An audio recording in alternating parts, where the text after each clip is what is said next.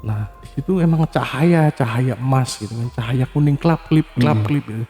Nah saya samperin karena saya penasaran kan, itu saya samperin, emas batangan om. Wah itu udah bertumpuk-tumpuk. Dalam hati masih sempat berpikir saya, kaya gue nih, jadi gue nih gitu kan. Habis lu semua. Saya mikir begitu om, jahat aja udah saya mak. Pokoknya intinya udah jahat aja. Habis semuanya orang-orang nih. Ya mungkin disitulah pertemuan saya terakhir dengan dia. Itu jam setengah 12 itu dia udah nggak ada om. Saya bilang maksudnya udah nggak ada itu, dia udah benar-benar udah meninggal om. Tiba-tiba tuh pas saya kesana udah nggak ada nyawanya.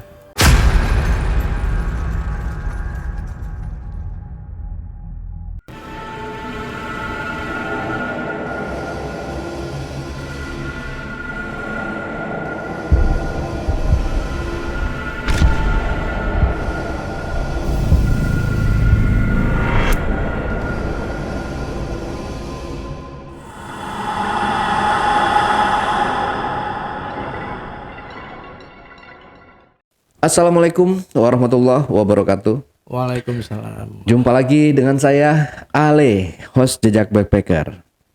Dalam obrolan misteri Jejak Backpacker kali ini, saya telah kehadiran seorang narasumber yang pernah mengalami kejadian mistis. Seperti apa kejadian mistis yang dialami oleh narasumber kita ini? Langsung aja kita berkenalan. Assalamualaikum. Waalaikumsalam. Bang Dani. Apa kabar Bang Dani? Alhamdulillah baik om. Sehat ya Bang ya. Ya ini perjalanan tadi lancar Bang. Alhamdulillah lancar. Lancar ya. Ya walaupun ada macet-macetnya. Macet ya, dari daerah mana Bang? Kebayoran, Jakarta Selatan. Oh lumayan juga ya Kebayoran. Oke. Jadi Bang Dani ini mau menceritakan pengalaman mistis ya. Ini bisa di-spill sedikit dulu nih Bang. Seperti apa yang mau Bang Dani ceritakan ini nanti? Ya pesugihan sih om. Pesugihan? Iya, pesugihan Nyi Blorong. Pelakunya? Saya sendiri. Oh oke. Disimpan dulu aja kalau gitu Bang. Ceritanya kita lanjut setelah ini ya. Siap. Tapi sebelum Dani menceritakan pengalaman mistis yang pernah dialaminya, saksikan setelah OMG yang satu ini. Kopi Liong Bulan, nuansa legendaris di mana keunikan rasa dan aroma mengalir dari setiap biji kopi pilihan. Keistimewaan yang dipersembahkan bagi mereka yang menghargai cita rasa terbaik. Gurih dan aroma asli yang khas dibuat dengan sempurna. Kopi Liong Bulan, keajaiban dalam setiap aroma.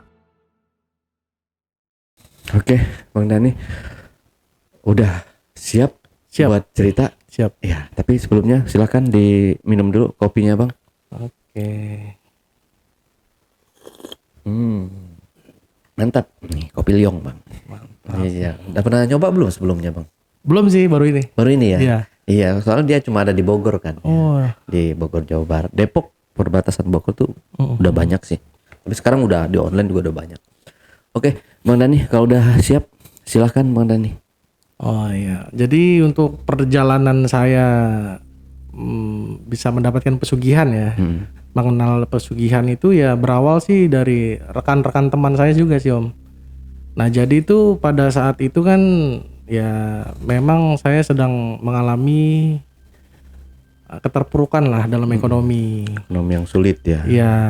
Nah di saat itu juga saya memang sedang membutuhkan yang agak lumayan, karena di saat sebelum saya terjun ke pesugihan itu ya memang dalam 2 minggu ke depan ini saya mau menikah. Oh oke.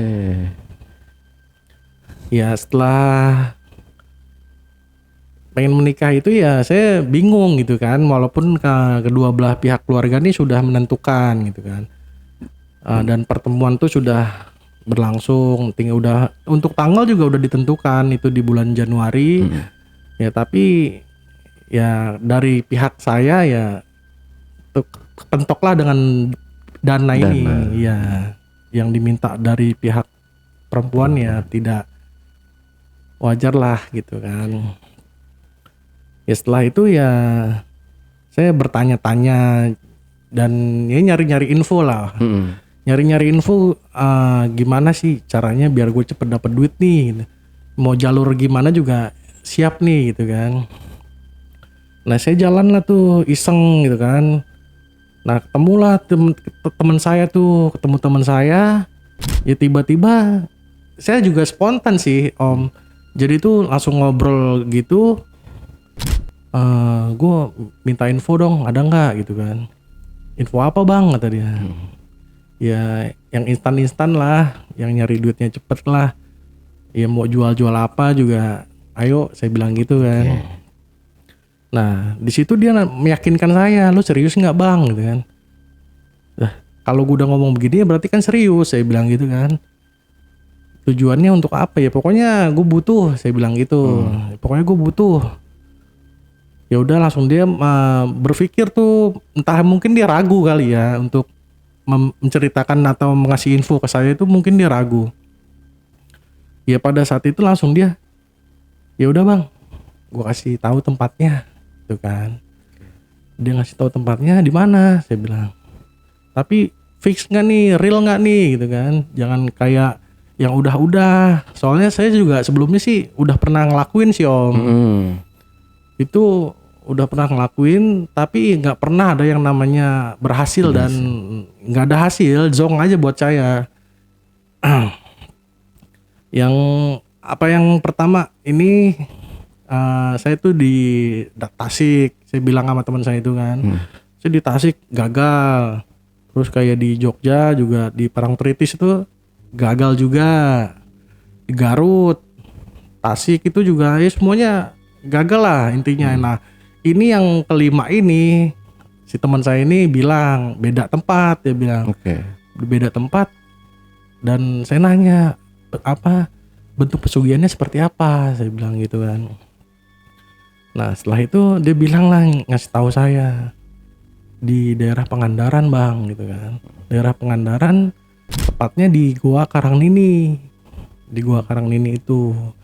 Nah berjalannya waktu kan saya juga udah dapat info kan, oh ternyata di sana bisa nih, real nih, karena saya percayalah sama teman saya ini kan. Nah di situ sorenya saya main ke rumah dia yang tadi teman saya ini yang ngasih info, gue mau nih, tapi untuk transport kesananya gimana kira-kira ya, lu mau bantuin gue nggak, saya bilang seperti itu kan. Oh ya udah bang, kalau masalah itu ya gue nggak bisa sebenarnya, tapi ntar gue coba bilang sama saudara gue, kata dia. Nah karena saudaranya ini mungkin ya sejalan kali Om ya, mungkin dia juga sedang mengalami dilema yang benar-benar butuh dana juga mungkin ya. Nah setelah itu ya saya pulang, alhamdulillah dapat kabar baik kan, tiba-tiba ditelepon, bang ini gue udah ada dananya, lu serius nggak? Pokoknya sebelum berangkat lu mantepin dulu nih, kata dia gitu kan. Oh ya udah, oke, siap saya bilang. Ya udah tuh setelah ditelepon ya saya balik lagi ke dia kan. Ini beneran nggak? Beneran bang, saudara gue mau danain gitu kan. Emang berapa sih kira-kira ya? Saya juga nggak tahu kan, yang tahu info kan lu sebelumnya sama temen-temen lu kan. Saya bilang seperti itu. Ya udah, kita ngatur waktu deh tuh, ngatur hari. Kira-kira berangkat kapan nih gitu kan. Setelah udah sepakat kan kita untuk mau berangkat tuh, ya udah kita ngatur hari. Jatuhlah di hari Kamis. Pas malamnya kan malam Jumat tuh.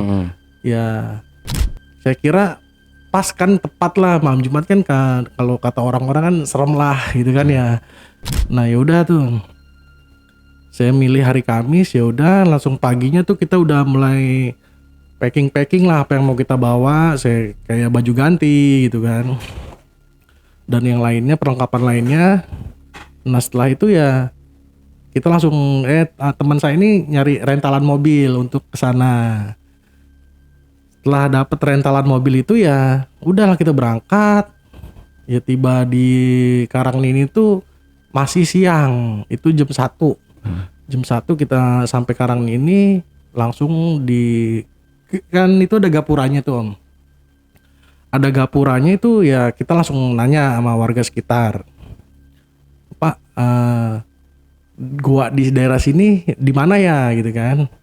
Oh tapi dia si warga ini nggak langsung ngasih tahu goanya itu Om. Dia langsung ngasih tahu rumah si Kuncen itu, Ki Rekso namanya. Oke. Si Ki Rekso itu, oh rumahnya Ki Rekso ya. Ya mungkin saya bilang seperti itu kan karena saya emang belum tahu kan.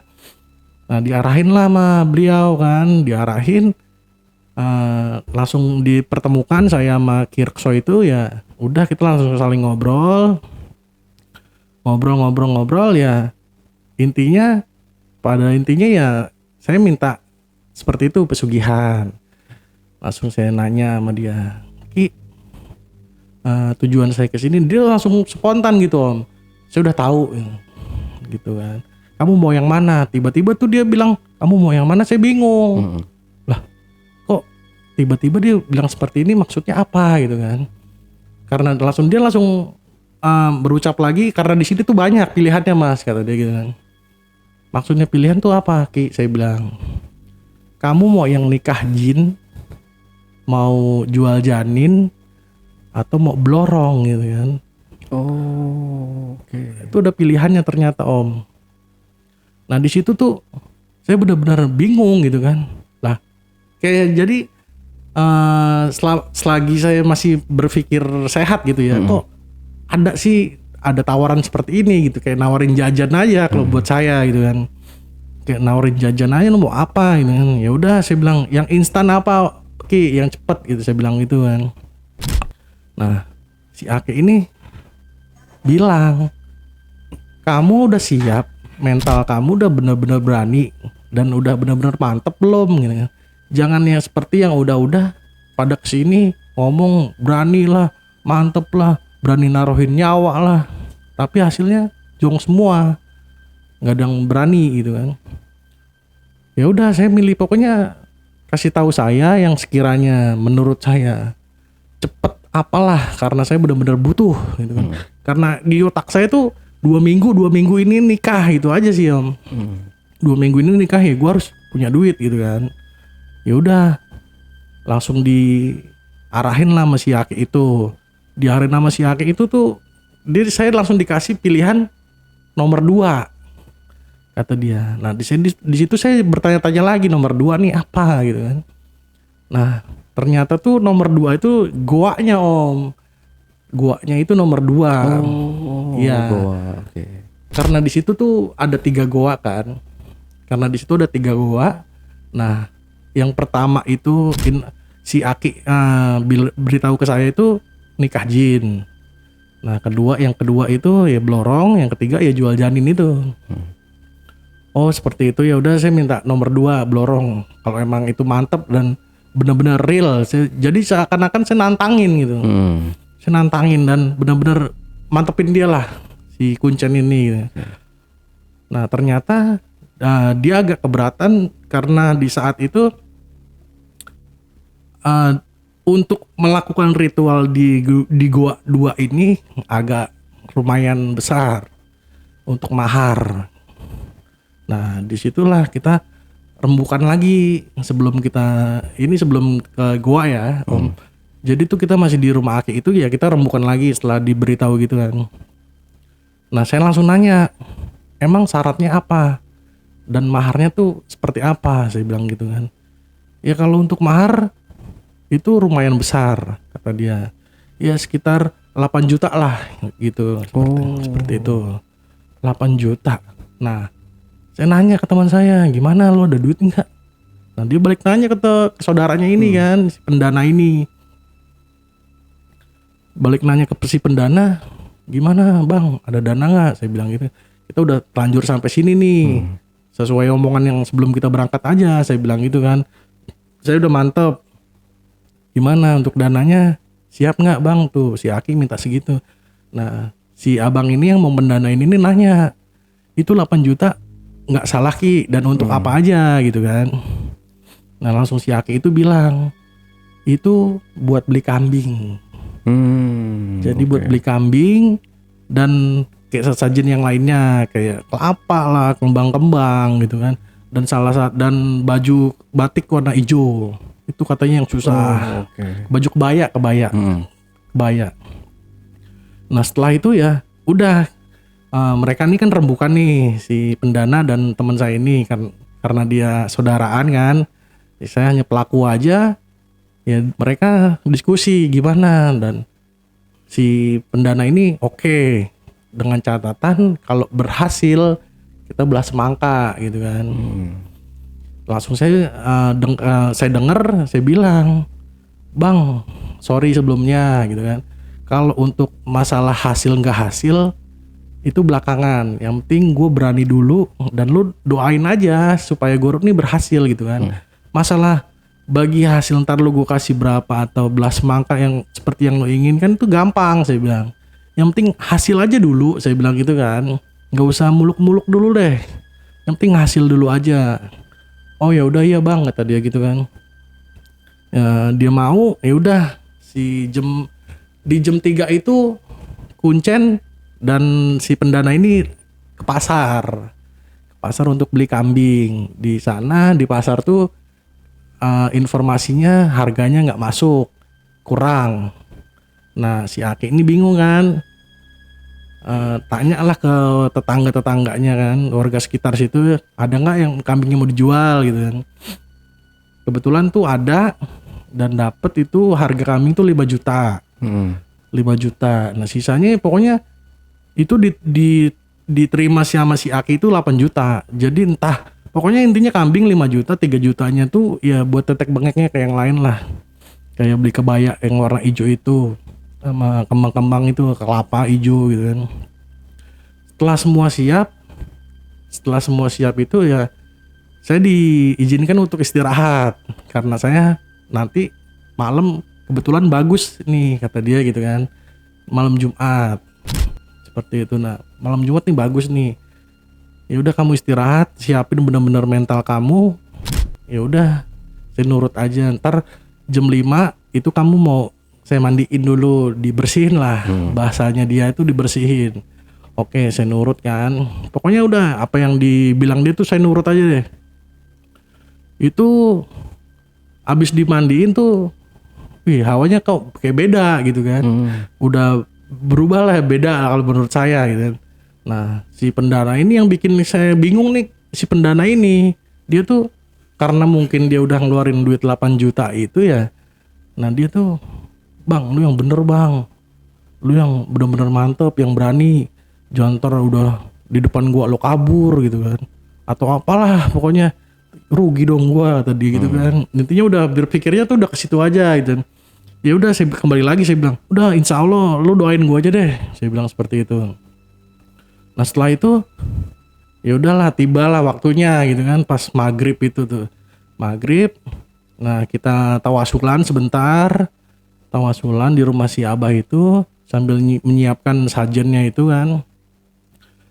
Yang seperti kambing itu udah dipotong kan, udah dipotong, diambil darahnya dan beberapa dagingnya gitu kan. Itu semua sajen udah disiapkan. Nah si Bibi ini, istrinya si Aki ini, panggilnya si Bibi, saya panggilnya Bibi. Itu karena dia udah jadi tuh yang ada peran di dalam gua ini tuh si Bibi ini ternyata om. Bukan si Aki ini. Si Aki ini jadi tuh kalau pandangan saya cuma apa ya, bisa-bisaan aja lah. Oke. Untuk nge-backup si istrinya ini, karena istrinya dia nggak mau terekspos gitu kan, nggak mau benar-benar gue nih bisa gitu. Oh, seperti itu. Nah setelah itu si Bibi ini ngomong, langsung manggil saya, kita ngobrol 4 mata. "Kamu udah mantep," kata dia. "Insya Allah Bi," saya bilang. "Yakin kamu?" "Insya Allah saya yakin, karena tujuan saya dan keinginan saya udah nyatu, udah bulat, udah nggak bisa diganggu gugat lah. Apalagi ini saya harus tanggung jawab karena udah pakai duit orang untuk sini dan mendandakan semua ini," gitu. Saya bilang seperti itu. "Kalau memang kamu udah mantep, Bibi doakan," gitu ya, "semoga berhasil, jangan seperti yang lain-lain," gitu kan. Pikir saya makin ini nih bikin sedon gitu kan. Bikin sedon. Kok si Bibi nadanya tuh nadanya udah kayak mewanti-wanti mau terjadi apa gitu kan. Kalau pandangan saya itu kan. Kok bisa begitu sih Bi? Udah pokoknya kalau kamu beneran udah mantap, udah yakin, jalanin, jangan ragu-ragu. Ikutin apa kata hati kamu. Nah, satu pesan dia ngasih pesan itu Om di situ. Jadi sebelum kamu seumpama nanti kamu berjodoh ketemu sama blorong ini, jika kamu nggak kuat atau kamu tidak bisa memenuhi syarat dia, kamu azan, kata dia. Kata si Bibi itu, kamu azan. Kamu bisa azan nggak? Insya Allah bisa. Saya bilang itu. Saya Muslim, saya bisa. Saya bilang. Ya kamu azan, pokoknya sebisa-bisanya kamu azan, seperti itu. Oh ya udah siap. Saya bilang makasih kan untuk sarannya gitu kan. Ya udah masuklah tuh kan, udah setelah maghrib kita bertiga tuh berangkat. Saya, si Abah, dan Bibi ini kan. Nah saya membawa sajen, yang suruh bawa sajen saya kan, karena saya yang mau melakukan. Kayak teman-teman saya tuh yang sama si pendana ya udah cuma bisa mendoakan aja, nunggu di rumah si Abah itu kan. Tibalah perjalanan, ini lumayan jauh juga nih menuju goa gitu kan.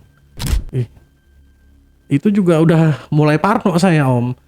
Wah nih banyak kayak hutan gitulah, emang hutan sih, emang hutan. Ya udah setelah itu tiba di goa, saya lihat ternyata benar itu kan yang tadi Aki bilang itu ada 3 goa gitu.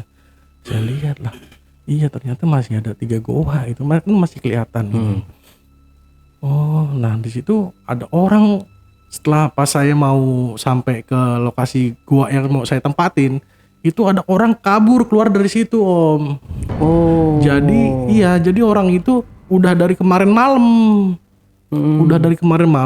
Dia melakukan pesugihan nikah jin. Nah dia kabur kan, lah saya kaget spontan gitu kan. Itu saja juga hampir jatuh karena saking takutnya juga, jadi hawa saya juga wah kebawa, jadi takut gua nih. Mungkin dia bohongan kali ini orang. Saya pikirin masih begitu aja. Nah saya nanya sama si Aki, itu kenapa orang kenapa kabur gitu kan. Itu dari kemarin malam. Ngapain dia?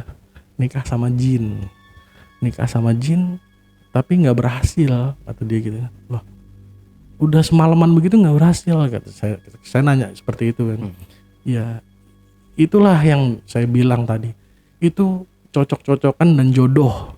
Kalau memang dia jodoh kamu, pasti kamu bakal ditemukan. Entah itu dalam hal seperti apa, pasti kamu bakal ditemukan gitu kan. Nah setelah itu ya saya langsung melakukan itu, masuk ke dalam goa. Ya udah intinya kamu yakin, karena ini udah pilihan kamu, udah bulat, niat kamu udah mantep. Ya udah saya masuk. Dibukain gerbangnya dulu kan, jadi itu di depan goa itu dibuka gerbangnya lah, gerbang goib. Sama si Bibi itu dibuka gerbang goibnya. Lah kok kata saya Bibi nari-nari gitu kan. Nari-nari dia Om. Nari-nari kayak nari Jawa gitulah. Kok si Bibi ini nari-nari. Nah langsung saya nanya sama si Aki itu kan, itu Bibi ngapain Ki gitu kan. Itu buka gerbang, sedang buka gerbangnya biar kamu bisa masuk, nggak sembarangan. Oh gitu. Ya udah. Setelah Bibi udah selesai ritual buka gerbang itu, ya saya masuk. Saya masuk gitu. Yang ngeri sedap Om. Emang bener-bener ternyata gelapnya luar biasa. Gelapnya nggak ada cahaya sama sekali. Handphone saya juga diminta kan, emang nggak boleh bawa. Emang diminta nggak boleh bawa handphone. Ya udah, itu benar-benar gelap sekali. Nah masuklah ke dalam terus. Nah langsung saya disuruh letakin itu sajen kan. Itu kan ada batu besar. Nah saya disuruh meletakkan sajen di situ. Nanti kamu duduk di sini seenak kamu aja, mau gimana modelnya, Mau kamu tiduran, mau kamu jungkir balik, pokoknya terserah kamu. Intinya kamu enakin kamu aja untuk duduk gitu kan. Oke siap, saya bilang siap. Pokoknya nggak ada kata lain selain siap pokoknya saya bilang. Karena saya udah niat banget om, udah bulat banget pokoknya keinginan saya itu. Udah seperti itu, langsung sajen dah ditaro, si Aki itu bakarin dupa kan. Bakarin dupa, sambil dia tawasul sebentar, langsung udah setelah itu saya ditinggal. Udah saya melakukan betapa lah, saya melakukan tapa. Waduh, walaupun udah dikasih tahu sih, nanti kamu baca yang kamu bisa aja. Kamu baca yang kamu bisa aja. Ya saya sambil tawasul yang kayak saya bisa, yang pendek-pendek lah saya baca. Setelah itu ya udah saya nunggu gitu, sambil saya menjamkan mata gitu om, nggak berani melihat karena emang gelap dan hawa takut ada, bener-bener beda gitu kan, beda.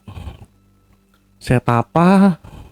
Nah setelah Aki itu udah dan Bibi itu udah meninggalkan saya, si Bibi nepok pundak saya, jangan lupa yang tadi Bibi bilang, kalau nggak kuat dan nggak bisa azan, jangan mengambil resiko gitu kan. Oke siap Bi, saya bilang terima kasih, doain saya bilang minta restunya, saya bilang gitu kan, saya minta restunya Bi, mudah-mudahan berhasil, nggak mengecewakan, saya bilang. Udahlah di situ saya ditinggal benar-benar sendirian. Wah saya juga udah sendirian itu ya udah kayak orang bingung aja sih om. Gue harus ngapain dan ya pokoknya gue nunggu siapa gitu kan. Jadi pikiran jelek tuh apa gue dikerjain apa gimana gitu kan. Jadi tuh kayak wah kayak uji nyali nih gitu kan. Iya kayak uji nyali gitu kan. Wah tapi tetap saya sih konsisten aja dengan omongan mereka kan, karena dia mungkin udah disebutnya juru kunci, ya udahlah saya ngikutin. Saya bertapa, saya juga nggak tahu udah jam berapa, saya nggak tahu nih di luar kayak gimana, kondisi kayak gimana. Saya bertapa terus, dupa habis saya bakar lagi, itu bener-bener kayak orang bingung gitu loh. Ini mana sih yang gue tunggu gitu kan? Ini yang gue tunggu mana? Jadi seakan ya emang tetap kayak nantang gitu, kayak saya nantang. Ini yang gue tunggu mana sih? Udah saya menjamkan mata. Berjalannya waktu itu kan saya menjamkan mata terus sambil berpikir ya seperti itu. Nah setelah itu tibalah pas yang ditunggu-tunggu itu om. Oke. Yang ditunggu itu. Saya menjamkan mata, tiba-tiba saya pas buka mata saya itu kan, saya langsung istighfar om. Depan saya udah ada pocong. Oh, di situ. Tuh udah ada pocong tuh. Udah ada pocong. Lah, tiba-tiba saya kaget kan, spontan saya mundur, istighfar, dia hilang. Nggak lama saya tetap, wah, gue harus fokus. Jangan-jangan ini kali gitu kan, buat ngagalin gue jangan-jangan nih. Setelah itu saya tapa lagi, merem lagi, melek lagi, jadi kebayang yang tadi pertama pocong itu nongol, tambah lagi jadi dia 2 om. Oh. Nambah lagi, wah itu depan kanan kiri om, mukanya itu ya ampun. Itu benar-benar sampai saya pulangnya itu benar-benar ngebayangin aja gitu kan. Itu saya benar-benar istighfar di situ. Wah udah nggak tahu saya mau gimana, udah pasrah pokoknya. Ya kalau emang gua harus mati di sini dimakan dia ya udahlah, gua udah pasrah gitu kan. Udah saya terus bertapa dan berpikir mungkin ini gangguan saya bilang. Karena di belakang saya ini udah tanggung jawab saya semua. Yeah. Karena saya megang tanggung jawab gitu kan, gue gagal ngecewain semua orang gitu. Apalagi si pendana ini udah benar-benar mau nolong gue gitu, yang ada di dalam hati saya tuh.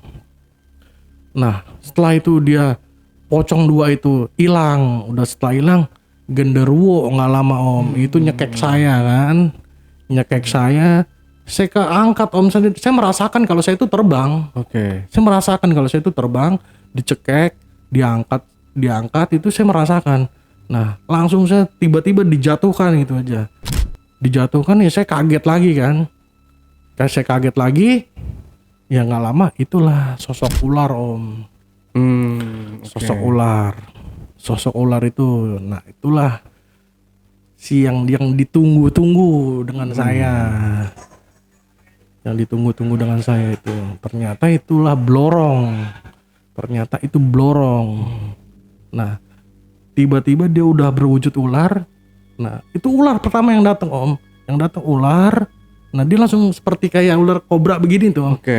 Seperti gini kan. Nah, berubah wujudnya. Kepala manusia. Kepala manusia pakai kayak apa namanya tuh? Mahkota. Bukan, jadi kayak apa sih? Kayak yang tusuk konde. Nah, gitu iya seperti tusuk konde itu.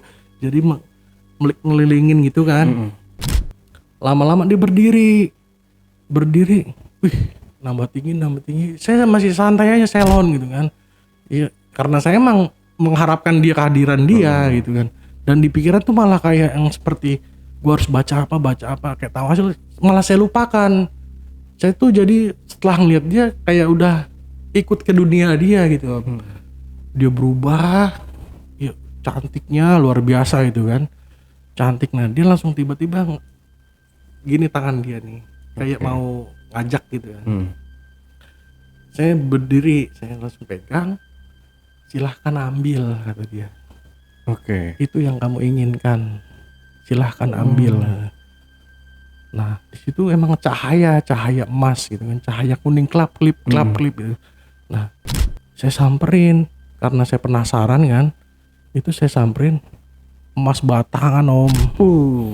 Wah itu udah bertumpuk-tumpuk dalam hati. Masih sempat berpikir saya, kaya gue nih, jadi gue nih gitu kan. Habis lu semua. Saya mikir begitu om, jahat aja udah saya pokoknya intinya udah jahat aja, habis semua nih orang-orang nih. Wih kaya gue nih. Setelah saya ngikutin terus kayak disedot terus om. Saya nyamperin emas itu. Jadi tuh kayak saya tuh kayak nggak merasakan kalau saya tuh ngikutin jalan gitu. Jalan untuk nyamperin emas itu. Ya setelah saya berhasil untuk megang, emang emas asli om, menurut saya asli. Karena memang saya belum pernah megang kan ya, taunya itu emas. Karena tadi mengeluarin cahaya itu ya saya pegang. Wah gue kaya. Saya tuh sempet teriak di situ. Wah gue kaya, saya bilang gitu kan. Gue berhasil. Nah setelah itu disuruh taruh dulu kata dia. Disuruh taruh. Nah ada satu ekor ayam om, tuh hitam. Nah kan gelap gitu nggak kelihatan ya, pikir saya. Nah saya bisa itu karena dia bunyi. Dia bunyi. Nah bunyi. Nah berubah pas di pojok tuh berubah warna. Nah saya tangkep kan, disuruh tangkep. Saya tangkep itu om ayam itu. Setelah ayam itu saya tangkep, nah langsung disuruh ditidurin kayak mau dipotong, suruh motong gitu kan. Suruh motong. Nah di situ kalau kamu dia bilang kalau kamu menginginkan apa yang kamu inginkan, kamu sembelih ayam itu, kamu potong gitu kan. Kamu sembelih. Ingat saya omongannya, kamu sembelih itu ayam. Nah di situ saya juga udah nggak berpikir gue nih dibohongin atau apa, nggak berpikir kayak gitu kan. Udah jadi tuh bener-bener saya mau potong om. Itu kan nggak ada, saya bilang sampai begonya saya juga atau apa, saya menanyakan untuk motongnya. Nggak ada pisau. Itu ternyata pakai batu, ambil batu itu. Ambil batu itu, kamu seset di lehernya, kamu potong. Nah setelah itu saya mau potong itu, ya Allah, merinding sih saya jadinya. Jadi itu wajah anak saya om, berubah kepalanya tuh, ayah ini aku ya, seperti itu om. Ayah ini aku ya, kata dia.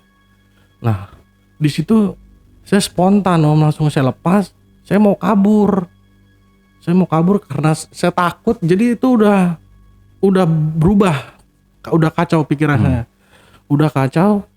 Saya langsung mau kabur. Saya kabur kayaknya mau menuju pintu gua nih jauh banget gitu kan, nggak sampai-sampai gitu. Nggak sampai-sampai gue lari nih. Nah udah gitu langsung dililit tuh badan saya. Oke. Badan saya dililit. Saya bilang, tolong lepasin saya, saya nggak sanggup jika memang harus ini yang saya lakukan gitu kan. Saya nggak sanggup, saya terus terang saya bilang nggak sanggup, saya nggak sanggup, tolong lepasin saya bilang gitu terus. Nah makin kenceng, makin sampai saya tuh udah bener-bener lemes dan kayak udah nggak ada tenaga gitu Om. Nah di situ kepikiran omongan si bibi itu, masih sempat terpikir. Di situ saya azan walaupun tersendat, suara saya tuh tersendat-sendat. Di situ saya azan Allahu Akbar. Nah setelah itu mulai agak longgar ya, tapi saya mungkin udah nggak sadar itu. Saya entah di mana itu langsung yang saya sadar tuh udah di rumah si Aki lagi. Saya udah kembali di rumah si Aki itu gitu loh. Nah setelah itu langsung ya intinya tiba-tiba saya di sana, saya didiemin dulu kan. Mereka juga pada kaget. Tiba-tiba tuh saya di kamar atas. Kamar atas tuh emang tempat buat ritual si Aki itu. Tempat si Aki itu buat ritual di situ. Nah setelah sadarnya saya, ya saya dijelasin gitu kan. Kamu ngapain kok tidur di pinggir pantai? Untungnya nggak ada ombak dan kamu nggak keseret. Seperti itu. Nah saya kaget. Siapa yang tidur di pinggir pantai? Saya bilang gitu kan. Apa emang yang kamu alamin tuh apa terakhir yang kamu ingat? Ya saya dililit. Ya udah, saya aja udah nggak tahu lagi saya di mana dan mau kayak dan gitu. Ya saya udah nggak tahu lagi lah. Gue mau kayak bentuk gue kayak gimana tuh udah nggak tahu lagi saya itu. Nah langsung si Aki ini yang jelasin, kamu sudah tergeletak di pinggir pantai setelah saya mau jemput karena saya sudah mendapatkan firasat udah ada yang jatuh di dalam kamar khusus ritual dia tuh, kayak ada yang jatuh suatu benda. Itu saya nggak tahu apa bendanya. Si Aki ini hanya menjelaskan kamu udah berhasil. Seperti itu. Seperti itu. Jadi saya maksudnya berhasil gimana Ki? Saya bilang, kamu udah berhasil. Nih yang kamu inginkan udah ada di sini. Gitu kan. Yang kamu inginkan udah ada di sini. Masa sih kok saya nggak ngelihat? Saya bilang seperti itu. Kok saya nggak ngelihat Ki? Coba kalau emang udah berhasil, coba saya mau ngelihat seperti apa. Dan beneran nggak sih? Saya bilang gitu. Karena apa yang saya alamin tuh emang saya ceritain ke dia. Nah, tapi sama si Aki ini nggak benar-benar nggak mau dikasih lihat. Kamu tuh udah berhasil kata dia gitu kan. Tapi tetap sampai saya mau pulang aja itu nggak bakal dikasih. Ntar ini saya kirim sana. Kamu siapin aja kamar khusus yang kosong. Kalau nggak ada kamar kosong ya kamu kontrak dulu lah. Nyari yang penting kosong khusus buat kamu dan dia gitu kan. Seperti itu pesan dia. Nah tapi saya lakuin setelah saya pulang tuh saya lakuin. Tapi seminggu itu saya tunggu nggak ada hasil sama sekali, nggak ada tanda-tanda apa-apalah. Nggak ada yang seperti mereka dia bilang nih, si Aki ini bilang ntar saya kirim. Itu nggak ada di situ. Nah di situ teman-teman saya juga udah pada si pendana dan teman saya ini udah penasaran, bang kok si Aki nggak mau ngasih gitu kan ya, maksudnya apa ya bang, apa dia bohongin kita apa gimana ya bang? Ya masalah itu kan gue nggak tahu ya, kan yang ada di sini elu gitu kan. Ya justru makanya lu di sini kan gue suruh ngawasin kalau ada apa-apa kan, saya bilang seperti itu. Ya kan lu nggak ikut ke sana, makanya lu di sini nungguin, saya bilang. Kalau ada apa-apa ya lu kasih tahu ntar. Dia juga Aki-Aki nggak ngomong kata dia gitu kan, Aki-Aki nggak ngasih tahu apa-apa bang. Lah ya udahlah, terus mau gimana, saya bilang gitu kan. Ya udahlah kita mau mutusin untuk pulang aja gitu kan. Besoknya tuh di hari Jumat sore itu kita mutusin untuk pulang. Nah si Bibi itu bilang, kamu kalau memang masih mau dengan apa yang kamu dapatkan, nanti kesini lagi aja sendiri kata dia. Disuruh sendiri. Disuruh sendiri. Saya udah nggak saya hiraukan dia ngomong, abis si Bibi ngomong itu. Jadi tuh saya cuma iya Bi siap, iya Bi siap. Nah kita pamitan lah tuh kan, kita pamitan di dalam perjalanan tuh. Jadi saya kayak orang gila gitu Om. Jadi kebayang-bayang itu yang emas itu, dan kebayang-bayang emas dan wajah dia itu kan. Kok gue seperti ini? Gimana ya? Gue berhasil apa enggak sih sebenarnya? Lu berhasil bang, kalau kata aki-aki itu lu berhasil. Kalau dengerin cerita lu juga, gue tuh wih mantep lu bang, berani banget sampai bener-bener gue ya, karena dia nggak tahu kan, nggak ada dia nggak ada di tempat ya, cuma dengar cerita di pas sampai rumah Aki, dan setelah saya sadar itu dia pada dengerin. Gila lu bang, berani lu kata dia. Ya gue udah yang seperti gue bilang, karena gue udah niat gitu kan, udah bulat banget pokoknya, udah niat lah gimana biar ada hasil, karena ini udah diuber-uber banget. Gue bilang gitu kan, saya bilang gitu ke dia. Nah, terus gimana nih bang kalau udah kayak gini? Nah di situ sempet yang bikin saya bengong tuh, masih sempetnya bahas ntar gantiin duit dia gimana nih bang. Saya bilang kan udah ntar aja pikirin belakangan, yang penting kita sampai rumah dulu deh, selamat. Saya bilang gitu kan ya, takut ngapa-ngapa gue juga ntar di jalan nih. Udah yang penting selamat dulu kita sampai rumah. Udahlah. Nah di situ kita mampir ke tempat pertemuan yang awal tuh kan, di Taman Bendi itu, namanya Taman Bendi di daerah Kanak Kusir. Itu di belakang makam Bung Hatta gitu. Nah di situ kita ngobrol lagi di situ. Wah ini gimana lagi nih? Kata teman saya, lo ada info lagi nggak? Lah lo udah siap bang, mau lagi emang? Ya begini mau gimana lagi, udah begini, saya bilang gitu kan ya. Duh di mana ya? Dia juga bingung. Yaudah kita intinya kita balik dulu aja bang. Ntar kalau ada info gue kabar lagi, kata dia gitu kan. Nah emang si bocah ini, si teman saya ini emang bener-bener nyelidikin Om gitu. Di mana sih di tempat yang real gitu kan. Dia tuh benar-benar nyari info. Setelah dapat ngasih tahu, setelah dapat kadang-kadang saya abaikan, itu mah enggak, itu mah bohong, saya bilang gitu kan. Enggak real itu mah. Ya udahlah. Tapi ya ada yang saya dengerin, yang tertariknya juga itu setelah dia ngasih tahu, mungkin dari temannya juga ya. Tertarik juga sih saya, pesugihan melon gitu kan. Melon? Pesugihan melon. Itu disebutnya pesugihan melon, nggak taunya jual janin itu bang. Jual janin. Nah di situ saya tertarik karena lucu, tertarik itu. Dan saya sampai ngakak gitu, tertawa ngakak saya dengerin. Mau nggak bang? Ini teman gue ada info nih. Kemarin dia habis ngelakuin gitu kan, berhasil bang. Dapat berapa? 4 miliar. Lu tahu-tahuan dari mana lu? Ya pokoknya dia cerita begitu bang. Nah orangnya coba suruh sini, gue mau bukti gitu kan, sama yang benar-benar ngelakuin gitu. Wah nggak bisa bang, gue cuma dapat infonya begitu doang. Di mana itu lokasinya? Saya bilang gitu. Parangtritis bang, gitu kan. Parangtritis Jogja dong berarti gitu kan. Wah boleh juga nih pikir saya gitu kan ya.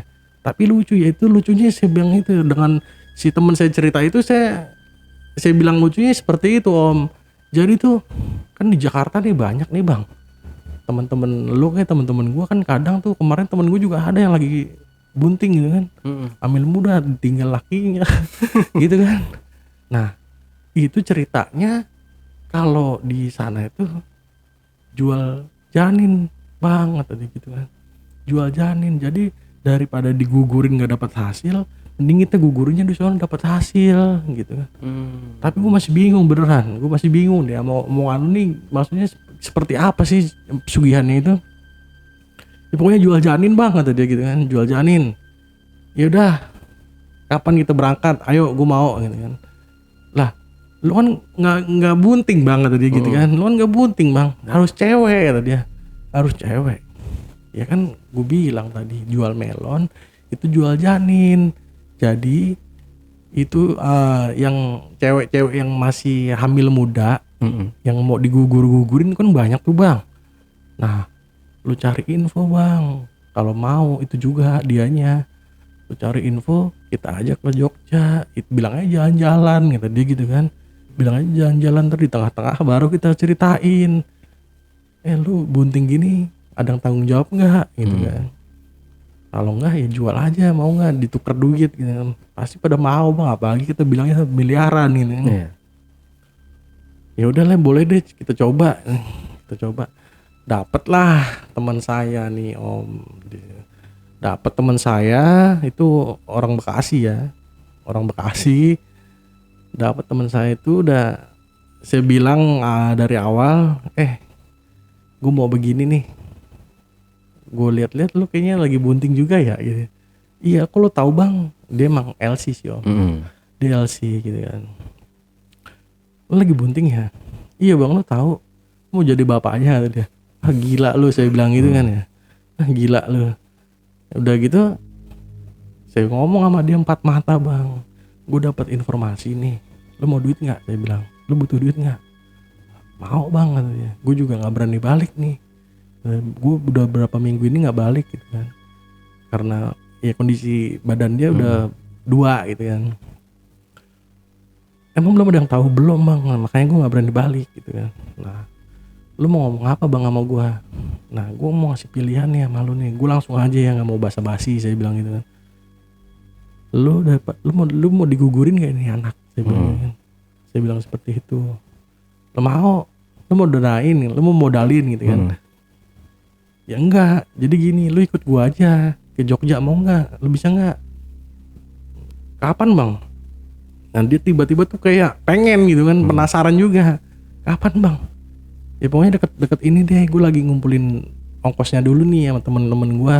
Saya bilang seperti itu. Nah, oke bang, gue mau bang, tapi bener bang, gue nggak setelah saya jelasin itu kan, ntar dapat duit begini. Gue nggak mau duitnya, yang penting hilang aja kata dia. Yang penting jadiin gue hilang. Ya udahlah. Nah berangkatlah kita, dapat hari Sabtu tuh. Dapat hari Sabtu kita berangkat lah, mobil rental lagi tuh om. Mobil rental lagi, berangkat kita langsung ke Jogja tuh. Tibalah di Jogja, sampai kan di Parangtritis itu kan. Nah itu udah banyak ya bisa saya bilang sih maklar sih om. Jadi tuh dia menjual kayak apa namanya, gue nih kuncennya, jadi tuh kayak seperti di Gunung Kawi om. Banyak kuncen yang abal-abal lah, yang mengaku-ngaku cuma mau ngeraup keuntungan dari si pelaku ini gitu kan karena dia udah tahu tujuan dia kesini pasti untuk seperti itu gitu kan. Nah disitulah dia mungkin akan makan duitnya dengan cara mahar sekian lah, buat pokoknya macam-macam seperti itulah. Nah tiba di Parangtritis itu, saya abaikan itu semua yang pernah nawarin jasa. Ntar dulu, intinya sih saya mau survei lah, saya mau survei sendiri gitu kan. Udah lu pada nunggu sini aja ya, gue jalan dulu sendiri, saya bilang gitu. Saya jalan, banyak wisata juga om. Nah wisata, orang-orang yang pada wisata tuh banyak juga sih. Nah saya jalan, nah ternyata tuh ada belokan itu masih arah ke pantai, itu ada belokan itu, di situ ternyata tempatnya om. Tempatnya. Nah di situ tempatnya.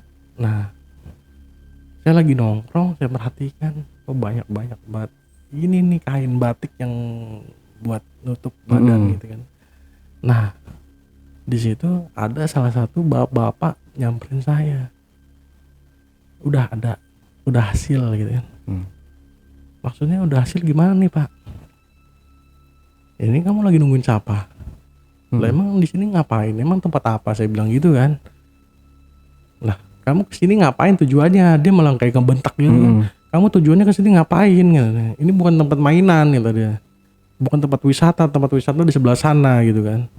Oh iya siap pak, maaf pak, saya nggak tahu. Saya bilang saya dari Jakarta, saya bilang gitu kan. Nah, ya udah saya mau pergi. Sini dulu dipanggil sama dia. Kamu mau ngapain sebenarnya ke sini gitu kan. Saya jelasin. Saya dapat informasi Pak, katanya di daerah sini tuh ada yang namanya pesugihan melon gitu. Kamu tahu dari siapa gitu kan? Ya dapat informasi ya, siapa orangnya ya, intinya saya dapat informasi, saya bilang seperti itu kan. Emang kamu udah ada ceweknya? Begitu. Oh, udah, saya bilang. Mau orangnya? Mau. Di mana anaknya? Ada tuh di sana, saya bilang seperti itu kan. Oh, ya udah.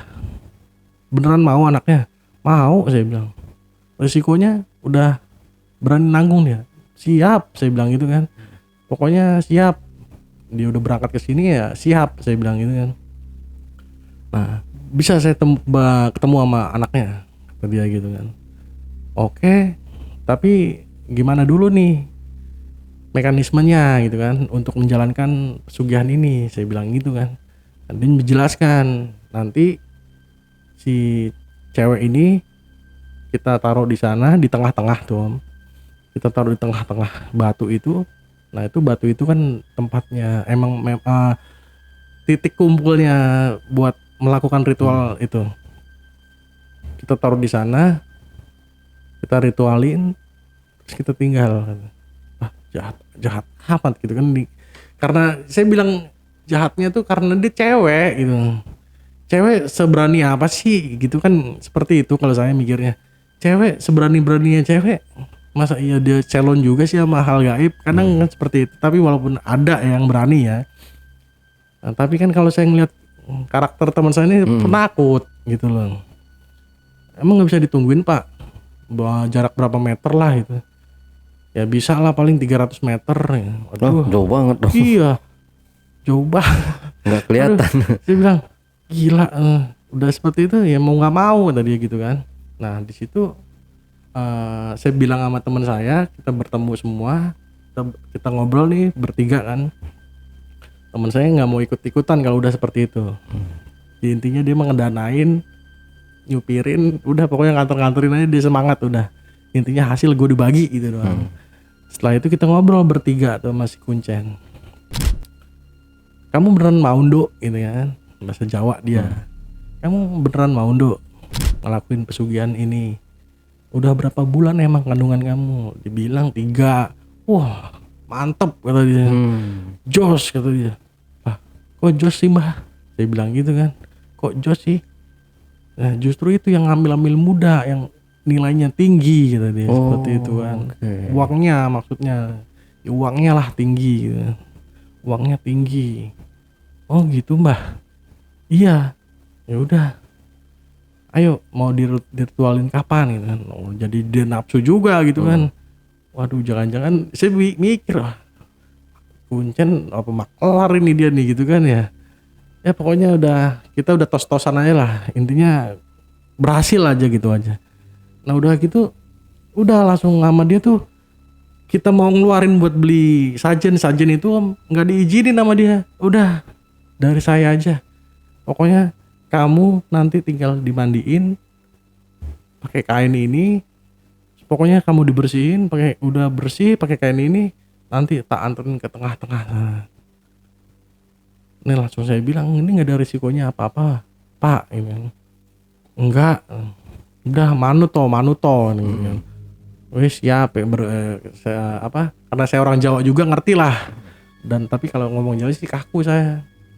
Nah, seperti itu udah berangkat lah, udah semua udah siap lah gini Om ya, untuk semua yang untuk dilakukan tuh udah siap, berangkat ke tengah-tengah. Nah disitulah kita juga saya nggak tahu gitu kan, saya merhatiin. Nah di situ saya nyolong, di situ saya itu malam itu Om, habis Isya dibawa ke tengah-tengah itu kan batu itu pinggir laut. Nah di situ mungkin ya pertemuan saya terakhir dengan dia gitu kan ya. Pertemuan saya terakhir dengan dia itu dia setelah dia melakukan, setelah ngikutin arahan bapak itu kan ya seperti itu sih. Aduh jadi kebayang wajahnya gitu Om saya Om, maaf Om ya. Ya jadi ya dia sebelum berangkat pun mau menuju ke batu itu, Bang gue aman-aman aja kan kata dia. Insya Allah aman kok, orang tujuan kita nggak ngapa-ngapain, ya intinya ngebersihin ini aja. Saya bilang gitu kan, ya gue juga kan niatnya mau bantu lu gitu kan, mau ngebersihin, mau ngebuang lah, kita nggak usah. Jadi itu untuk uangnya itu dengan ucapan dia seperti itu, masalah uang saya nggak jadi nggak mikirin gitu Om. Udah intinya ya tujuan lu mau ngilangin ini, mudah-mudahan hilang. Udah nggak usah mikirin yang aneh-anehnya dulu. Kalau emang rezeki ya kita ambil, nggak ya udah. Yang penting tujuan lo bisa tercapai lah, hilang yang dia inginkan gitu kan. Oh ya udah bang, doain gue ya bang. Lu jangan kemana-mana, jangan tinggalin gue tadi. Iya, udah gue doain. Udah dianterin sama si bapak itu. Udah setelah dianterin, ditinggal kan sama bapak. Lah teman saya mah apa? Di sana. Udah nggak usah dipikirin gitu kan, nggak usah dipikirin. Udah kamu yakin aja, bantu doa aja. Mudah-mudahan berhasil, ada hasilnya bagus gitu. Masalahnya baru 3 bulan ini gitu kan. Ya udah saya ikutin kan. Ya di situ saya bilang Om, ya mungkin di situlah pertemuan saya pertemuan saya terakhir dengan dia. Itu jam 11:30 itu dia udah nggak ada Om. Saya bilang maksudnya udah nggak ada itu, dia udah benar-benar udah meninggal Om. Tiba-tiba tuh pas saya kesana udah nggak ada nyawanya. Oh, Dia tuh meninggal. karena Ya itu saya nggak tahu karena apanya. Nah tapi si bapak ini bilang karena dia ketakutan. Tapi memang pas kita ngelihat jenazahnya itu perutnya kempes Om.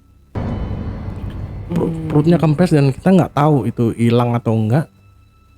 Ya dia emang udah nggak bernyawa gitu loh. Udah nggak bernyawa. Di situ saya paniknya langsung minta anterin ke rumah sakit terdekat gitu kan.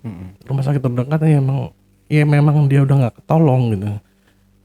Dan kalau memang ini gaib atau gimana, tolonglah siapa yang bisa, saya bilang gitu kan. Siapa yang bisa tolong dibantu, saya bilang. Di situ benar-benar udah panik saya. Udah paniknya, takut saya juga jadi takut gitu Om. Dia benar-benar, pokoknya berarti saya mikir kok dia tadi mau jalan aja kayaknya udah benar-benar kayak udah merasakan ada sesuatu yang akan terjadi sama dia gitu loh Om. Nah di situ juga saya juga bilang, lu nggak usah mikirin duitnya, yang penting tujuan kita berhasil dulu, saya bilang gitu. Ucapan saya gitu sama dia. Ya udah.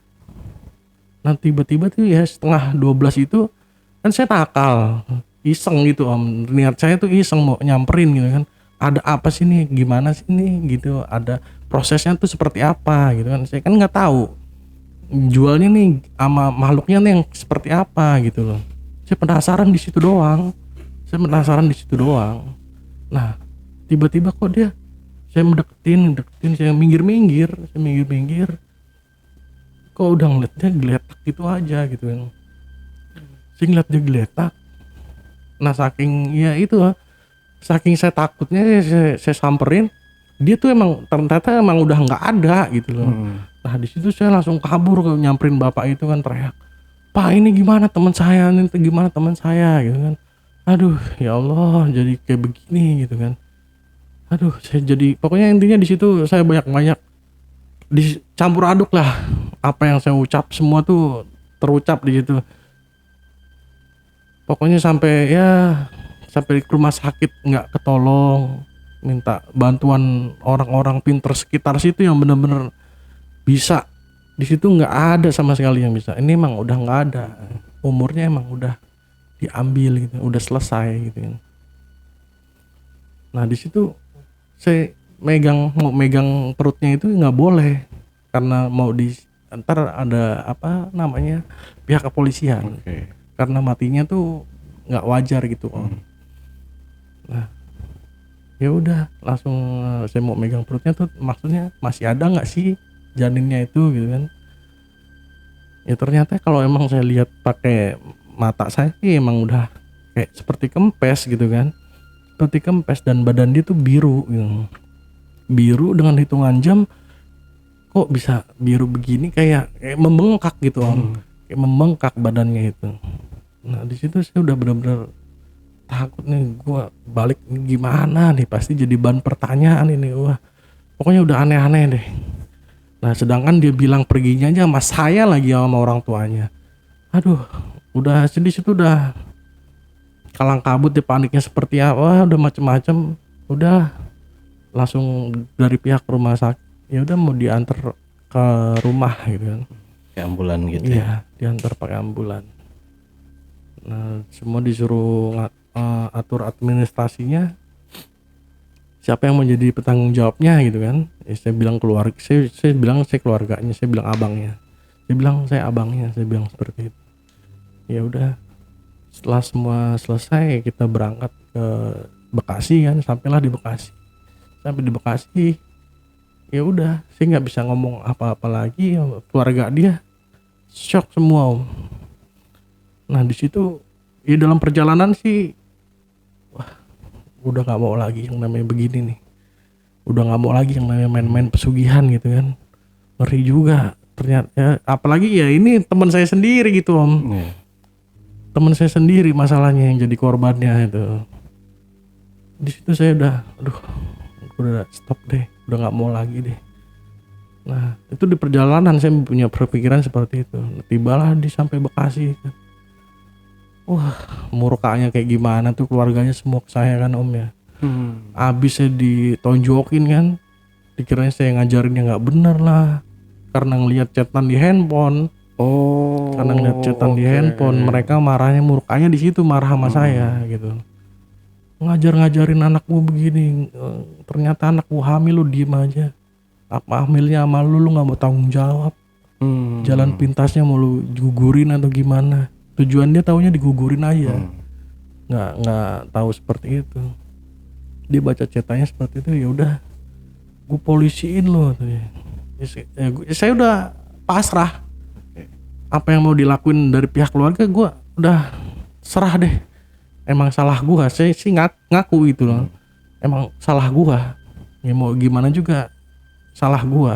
Udah nggak bisa ngelak apa-apa. Ya udah setelah itu saya diizinkan buat pulang dulu kan ya. Saya pulang dulu. Ya intinya mau minta maaf juga sama keluarga saya gitu kan. Nah alhamdulillahnya juga dia tuh ternyata nggak benar-benar ngelaporin Om. Dan dia dari si ambulan ini kan ada suster. Di ambulan ini ada suster satu yang ikut, itu real katanya penyakit. Kalau kata dia, dia punya penyakit jantung. Gitu di situ. Nah disitulah saya agak sedikit lega, ya merasa bersalah pasti. Mungkin dia di situ saya kembali lagi pikirannya ke Jogja gitu kan. Mungkin dia di situ ngelihat sesuatu atau bertemu apa, dia kaget, ambruk lah seperti ini kan. Seperti itu saya berpikirnya sih. Belum tahu yang aneh-anehnya tuh seperti apa kan, karena saya nggak boleh deketin gitu loh. Seperti itu. Ini karena sakit jantung, punya penyakit jantung, lemah jantungnya karena dia mungkin dapat kaget atau gimana ya, jadi langsung seperti ini gitu. Jadi ya mungkin ya saya juga entah ya, nggak berpikir aneh-aneh. Intinya sih saya mau gimana, ini udah pasrah aja gitu loh. Udah saya turun dari ambulan, saya cerita udah ditonjokin ya saya pasrah. Walaupun ya udah pasrah lah. Saya mau pulang ya, mau izin sama keluarga ya udah pasrah gitu. Tetap saya yang salah, mau gimana juga. Ya udah langsung alhamdulillah ya, setelah salah satu suster itu jelasin, keluarga juga mengiyakan. Nah ternyata memang punya riwayat gitu loh, punya riwayat dia tuh penyakit jantung ada gitu. Nah di situ ya dibilang ada rasa bersyukurnya, ya ada sayanya gitu kan. Ya, jadi gue nggak gimana nggak terlalu berat banget gitu kan. Ya walaupun tetap posisi model gimana yang salah gitu karena saya yang ngajak. Nah disitulah udah saya pulang. Nah di situ saya merenung, benar-benar merenung gitu Om. Udah gue nggak mau yang namanya pesugihan lagi. Mau modelnya gimana juga gue nggak mau lah gitu kan. Udah lah mending gue lempeng-lempeng aja. Ternyata iya memang ada gitu lah. Pesugihan tuh memang ada. Yang penting asal lu kuat syaratnya, lu berani ngejalaninya, ya mungkin hajat lu terkabul gitu. Tapi kalau emang lu nggak berani ya mungkin lu cuma bisa berkata-kata ada nggak sih nih pesugihan, ada beneran ada nggak sih gini, atau jong gini-gini. Itu sebenarnya sih nyalinya si pelaku. Kalau mau saya bilang gitu sih, ini jong tempatin di sini jong, udah kemarin udah kesini jong. Itu sih kalau saya berpikir ya itu masih pelakunya takut gitu kan. Iya. Nggak, itu kalau saya sih menyikapinya ya seperti itu. Pesugihan tuh beneran ada. Pesugihan tuh beneran ada. Ya kalau ya intinya kalau emang lo benar-benar udah jodoh dan jodohnya juga pasti ya bakal ditemuin, dan tinggal lu nya kembali lagi ke diri kita, lu siap nggak dengan syarat yang dia minta kan gitu Om. Ya udah di situ saya benar-benar udahlah nggak mau, ya udah pokoknya saya udah mantepin di hati saya, gue lempeng-lempeng aja lah sekarang udah nggak mau namanya pesugihan lagi seperti itu. Akhirnya dari situ Bang Dani menyadari nggak nih kesalahannya, otomatis kan mohon maaf nih Bang Dani ya, itu dengan adanya dengan mengikuti kita pesugihan itu berarti kan kita sudah bersekutu dengan iblis ya. Iya, betul. Kita sudah mendoakan Tuhan yang betul. pasti. Nah dari situ Bang Dani udah tobat atau gimana nih? Tobat Om, kalau untuk pesugihan saya tobat. Dan saya udah nggak mau tahu lagi mau bentuknya modelnya gimana, yang modelnya ya seperti jual-jual musuh atau apa yang seperti yang saya udah tahu itu saya udah nggak mau lagi. Ya karena saya benar-benar kapok gitu dengan kejadian teman saya ini. Karena ya karena teman saya dan berangkat perginya sama saya, ya makanya saya udah benar-benar saya niatin gue udah nggak mau lah yang namanya kenal gini lagi. Gue juga saya ngaku saya udah dosa banget tuh, udah benar-benar udah tahu gitu. Gue nih emang udah dosa banget lah sampai ya pokoknya udah bener-bener tuh udah nggak mau ngelakuin lagi dan nggak mau tahu lagi tentang hal-hal dunia seperti ini. Udahlah cukup. Kemarin ini aja kejadian yang temen gue ini terakhir buat saya udah mikir seperti itu. Nah ini yang namanya berarti kan ini udah meninggal ya temennya si ini ya. Udah. Maksudnya mereka atau keluarganya ini nggak jadi melaporkan. Iya, nggak jadi udah dilaporkan apa belum nih? Apa ditarik laporan? Laporan ditarik. Oh laporan ditarik. Tadinya ditarik. udah dilaporkan gitu ya. Udah sempat dilaporkan. Nah setelah dengar yang suster itu ngomong ya langsung dia melakukan tindakan untuk ya saya juga nggak tahu sih tadinya. Ya pokoknya saya udah nggak tahu ya, intinya alhamdulillah nggak ada apa-apa di diri saya gitu. Udah berarti kan udah dicabut gitu. Oke. Nah saya mau nanya nih yang di awal pesugihan awal tadi ya dengan Nyi Blorong ya. Iya. Ini berarti kalau misalkan Bang Dani ini berhasil menyembelih itu ayam dan tanpa ada bayang-bayang dari wajah anaknya. Iya. Berarti itu korban anaknya dijadikan tumbal gitu ya. Iya betul Om, dijadikan tumbal anak saya dan saya bakal kaya. Tumbalnya ya itu langsung ya apa namanya disadarkan gitu tadi ya. Alhamdulillahnya di situ Om. Dan sebelum saya melakukan penyembelihan ya mungkin ya saya juga nggak bisa berpikir nah ini petunjuk atau gimana ya. Memang udah jalannya seperti itu ya udah saya nerima aja sih dan alhamdulillah saya disadarin juga sih. Ya. Oke, ini kan berarti di awal tadi kan Bang Dani bilang akan melangsungkan pernikahan dan mempelai calonnya ini kan minta Iya. mahar ya. Iya Om, betul. Minta mahar 2 minggu lagi ya. Iya, 2 minggu lagi suatu akan melangsungkan pernikahan Iya, gitu. iya. Nah, di 2 minggu berarti kan ini anaknya ini berarti anak dari Istri yang pertama. istri yang Om. pertama. Ya, ini berarti yang mau nikah ini Istri yang kedua. yang kedua Yang gitu. kedua, Di saat iya. itu memang keadaan ekonomi benar-benar lagi tumbang atau lagi sulit banget Lagi ya. sulit banget Om. Sehingga Bang Dani tercetuslah untuk melakukan pesugihan gitu, karena mungkin udah, kalau orang terdesak itu udah buntu kali. Iya Bang, betul, ya. dan saya nyari yang instan. Tapi tidak melakukan, orang-orang kan banyak yang buntu itu maksudnya buntu pikiran gitu, melakukan hal-hal yang misalkan ya maaf mencuri atau merampok atau apa gitu, Iya. demi dia mendapatkan uang yang cepat Iya. gitu. Tapi saya nggak pengen sih seperti itu. Nggak ada kepikiran juga sih Om. Sebuntu-buntunya saya juga ya, intinya mendingan kayak seperti itulah saya. Mendingan saya sendiri yang jadi korban walaupun emang harus kaya gitu ya. Ya mau nggak ya pokoknya udahlah, saya nggak mau melibatkan yang lain, udah saya aja. Tapi kalau Nyi Blorong itu bukan nikah sama dia ya. Bukan. Kita cuma memberikan tumbal aja. Tumbal ya, apa yang kita inginkan tuh dia udah tahu Om. Ya buktinya ya seperti yang saya lihat, benar-benar saya lihat dan saya pegang, genggam itu saya genggam emas batangan.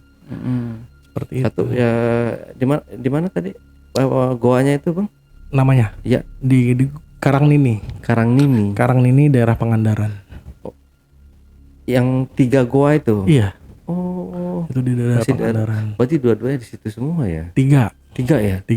Ya mungkin kalau dari omong sana saya siap anterin.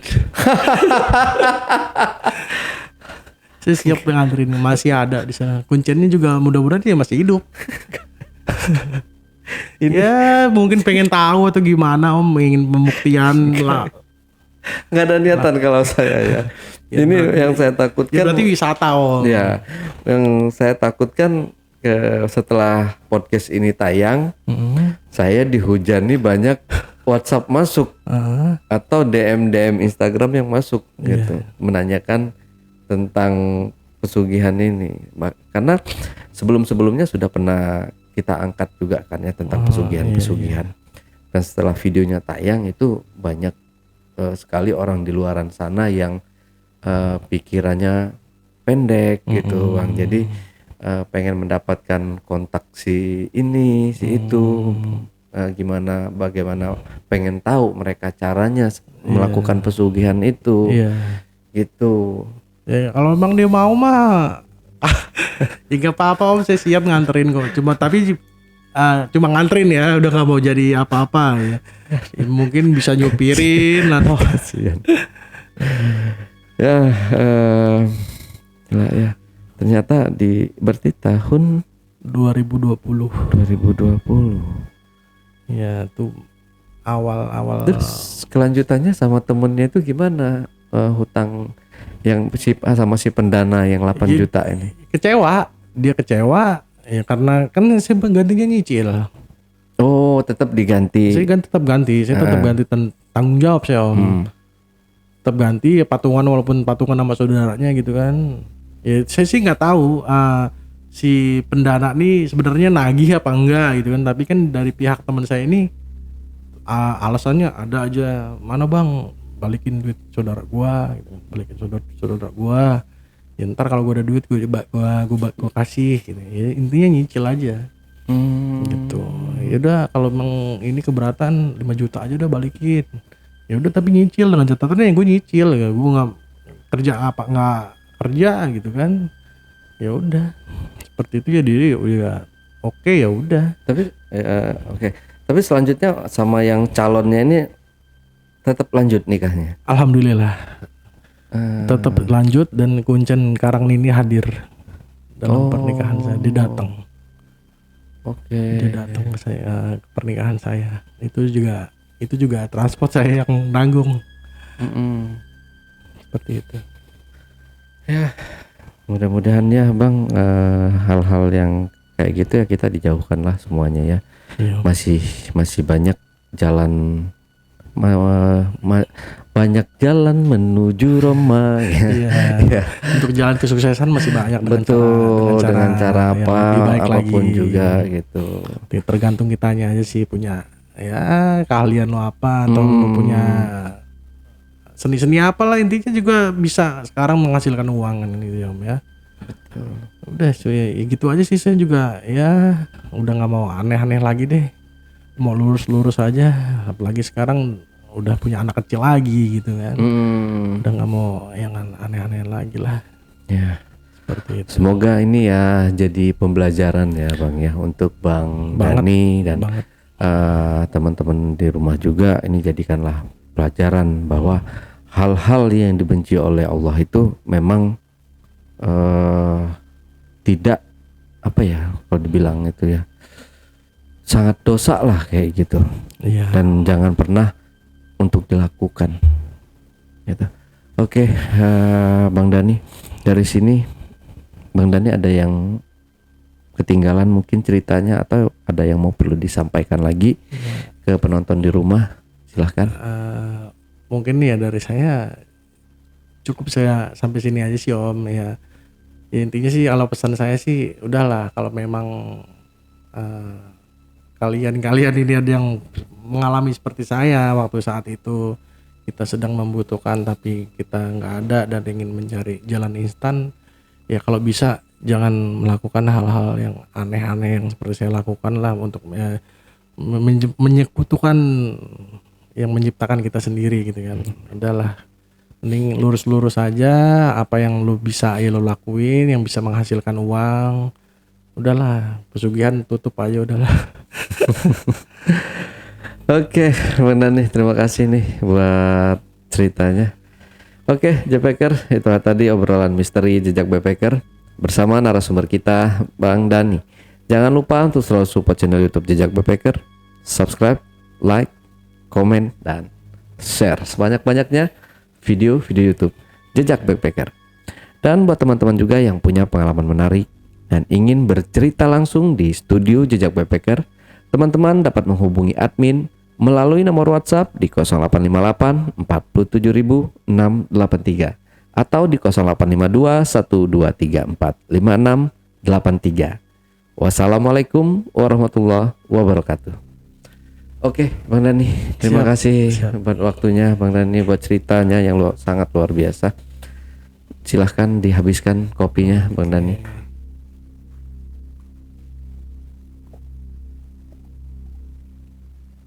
Sampai jumpa.